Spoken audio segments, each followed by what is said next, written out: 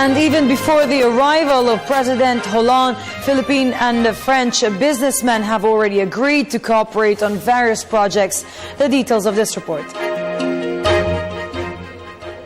Filipino firms have signed 6 agreements with French firms. 4 of these projects are focused on addressing climate change, the other 2 on major infrastructure. These were inked before French President François Hollande have arrived in the country. The agreements are between the Maynilad Water Services and Suez Degremont for the development of wastewater treatment facility in Muntinlupa, Urba Solar and Sun Asia and MCN for the construction of the 20-megawatt solar plants in Victoria City, Negros, Cyberzone Properties and Coffee to create a cooling system in government facilities.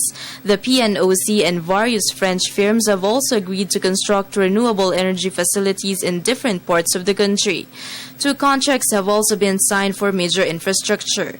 The Ayala MPIC has an agreement with RATP Development to expand LRT Line 2, while the Vertex Tollways and Matier SA have agreed to construct a metallic bridge which will cross the Parañaque River going to Naiya Expressway. According to the Makati Business Club, these modern investments are timely with the fast-changing season. Although there are businesses focused on climate change and renewable energy sources, there are still more efforts needed to be carried out. We can do more, for example, in terms of renewable energy, using more renewable energy for power generation.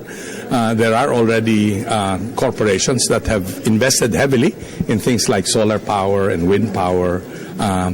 But more are ready to invest as long as the government puts in place the feed-in tariff regime. Meanwhile, the investments focused on climate change resiliency are seen to provide more jobs for the Filipinos. The signing of agreements also shows that the Philippines supports the Conference of Parties of the UN Framework Convention on Climate, which will be held in Paris, France in December. I think France obviously is one of the strongest countries in Europe. And even as Europe has gone through difficult economic times, France has remained very strong. And so I think enhancing those partnerships is what this is principally about.